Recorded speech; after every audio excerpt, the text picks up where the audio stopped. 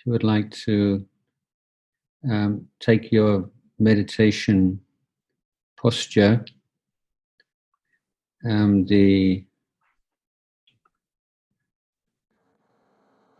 posture is one in which we seek to find a balance between effort and relaxation. So the effort is put into the spine, the head, to keep them straight, but not overly straight, overly stressed. But once the spine is straight, the head is straight, then the rest of the body can be relaxed. So you have this initial teaching of the balance between effort and relaxation, which we carry through in every area of our practice, and translates also from the physical dimension to the mental dimension. So the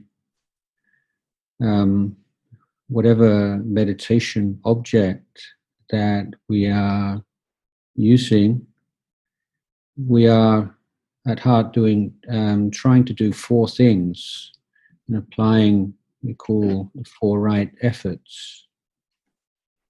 So those require us to establish a relationship with our meditation object in such a way that distracted thoughts and hindrances will not hijack our mind or draw us away from our meditation. Now, as that's a very difficult thing to do, we will usually need to put forth the second kind of effort, which is to re-establish attention when we become distracted by thoughts of the past, the future, and so on. Now, as the meditation progresses, then more and more the emphasis shifts to introducing into the mind, establishing wholesome mental states that were not previously there, in particular mindfulness and clear comprehension. And as those mental states become stronger, then we are learning how to nurture those positive mental states and how to develop them further.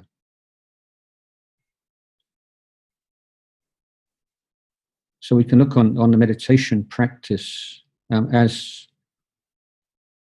a time in which we set up a particular supportive environment in which we can give full attention to these four elements of right effort. Learning how to take care of the mind, to prevent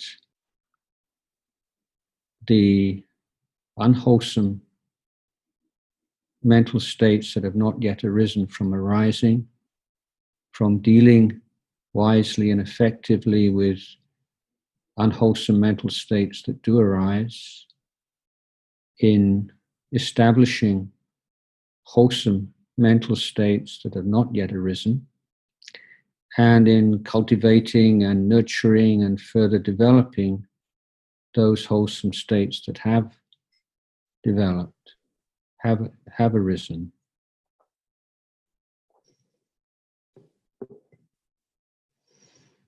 So if we are meditating on the breath, this is our challenge. And how do we create the optimum relationship between the mind and the breath?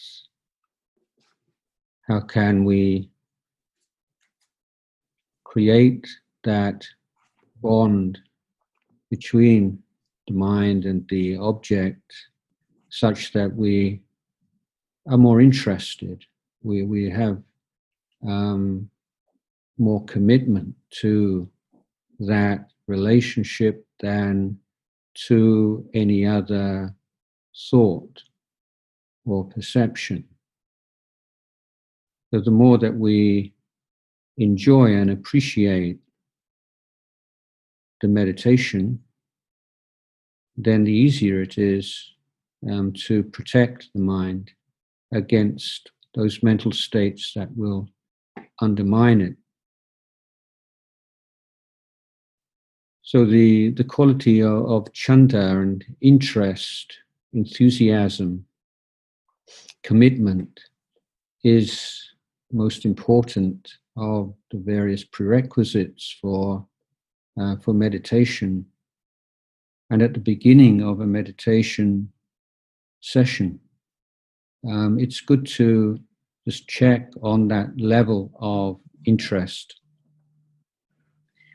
And if if it's lacking, then it's worth just spending a minute or two just revising and reflecting on the suffering that you've experienced in your life, the suffering you've created for others through a lack of mental training, through the presence of defilements in your mind, and then the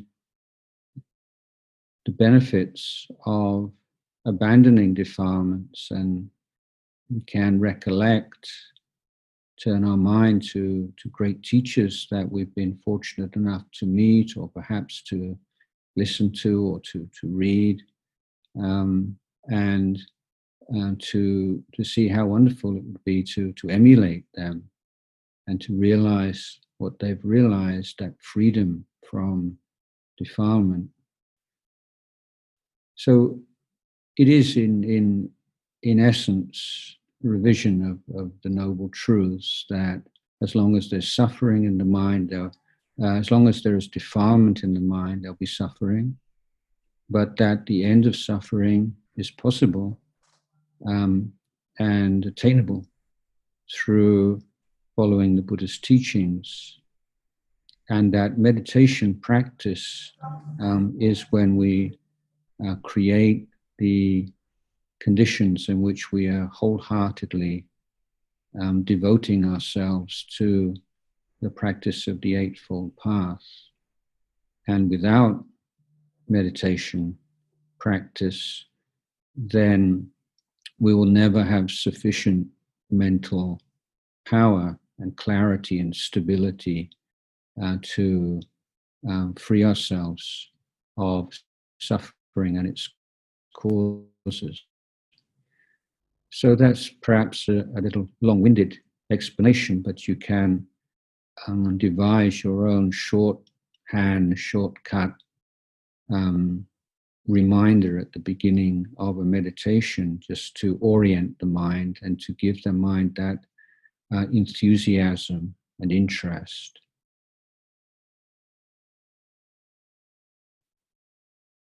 Now, meditating on the breath can be practiced in a number of different ways, and if you are not a very experienced meditator, then it's often a good idea to start off with a much more general awareness of the breath throughout the body. And when mindfulness has been established and there is an unforced and relaxed but focused awareness of the breath, then to narrow that focus to one particular point in the body, such as the tip of the nose or the area around the upper lip, wherever the sensation of the breath is most clear. So one way of establishing a more general awareness of the breath is to divide the body into four areas. The first area being the head, the face, the neck. Then the second area being the shoulders, the arms, the hands, fingers. The third area, the torso. And the fourth area, the body from the hips down to the feet, toes.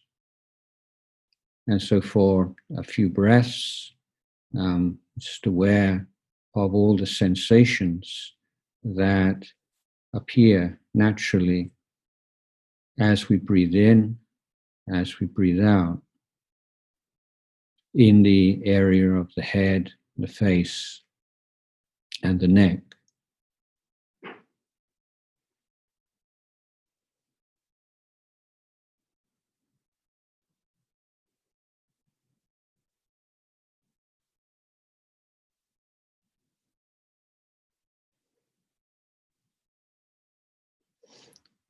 And then we're aware of the sensations arising, passing away in the shoulders, the arms, the wrists, the hands, the fingers. Not visualizing those parts of the body or not trying to create any feelings, but just aware of whatever is manifesting in the present moment in that particular area.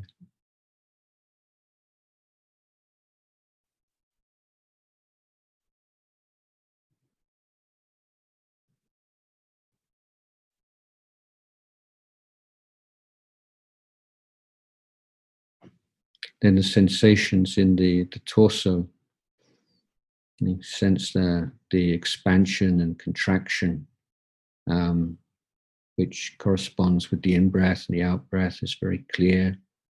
You're feeling in the spine, in the abdomen, just any sensation that is present, that appears on the inhalation,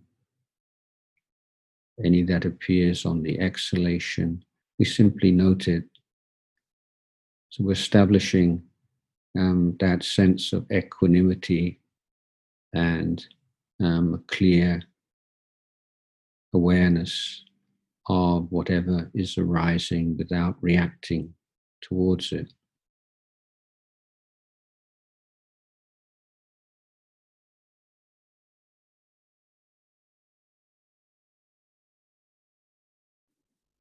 And the fourth area of the body, from the hips downwards, the bottom, the area of the body which is in contact with the floor or with the seat, the thighs, the knees, the calves, the ankles, the feet, the toes.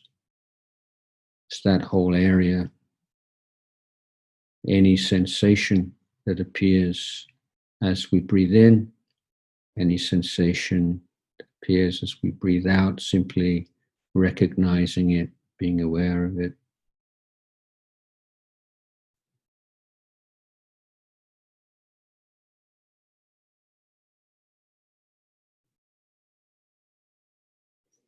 And then the fifth step is to be aware of the whole body, from the top of the head to the toes. As we breathe in, as we breathe out. So this is a very relaxed, broad, gentle introduction to breath meditation. Just feeling the whole body, just being aware of whatever sensation arises at whatever part in the body without choosing as we breathe in, as we breathe out.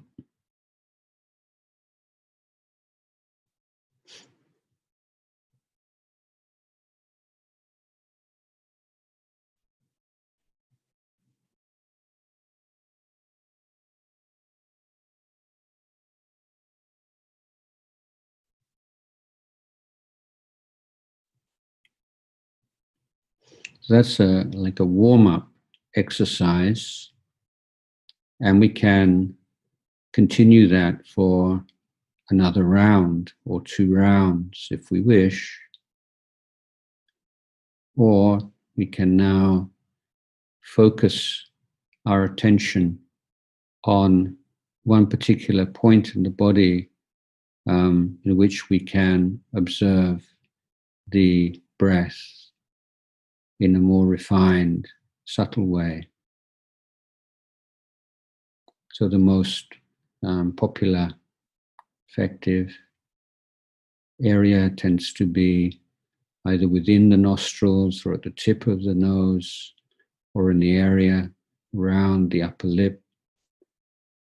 And we choose a spot in which the breath can be experienced very easily and pleasantly. And some meditators will prefer to be aware of the breath in the throat or in the chest area or the abdomen. And there's no right or wrong here. It's choosing one particular area or one particular point or spot to focus upon. So the two main tools or virtues that we are employing here, mindfulness and clear comprehension. So mindfulness means simply not forgetting what you're doing.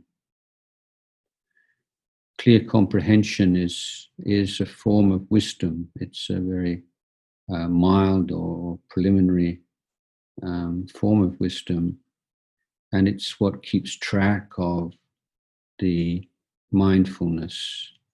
It's clear comprehension that tells us we're putting too much effort in and not enough relaxation, and we're getting kind of tight, and maybe the breathing becomes unnatural or forced, or if we become too relaxed, then we get sleepy. If the mind wanders, it's clear comprehension that tells us, we're thinking about something other than what we intended to devote ourselves to. So clear comprehension is kind of like a quality control. It keeps an eye on mindfulness, and it's that sense of wakefulness and alertness. And it's absolutely key to any meditation technique. Once you start to lose that sense of alertness and wakefulness, clarity of mind, then the hindrances are going to envelop the mind, particularly the sloth and torpor. And sloth and torpor, it's not necessarily falling asleep and nodding, but it's in its more subtle manifestation can be like a stiffness of the mind. So when there is a balance between mindfulness, clear comprehension, right effort, there is a flexibility and a brightness to the mind. If the mind is going in a kind of blurry state, then that's a sign that losing the path, and need to put more energy and effort into into the meditation.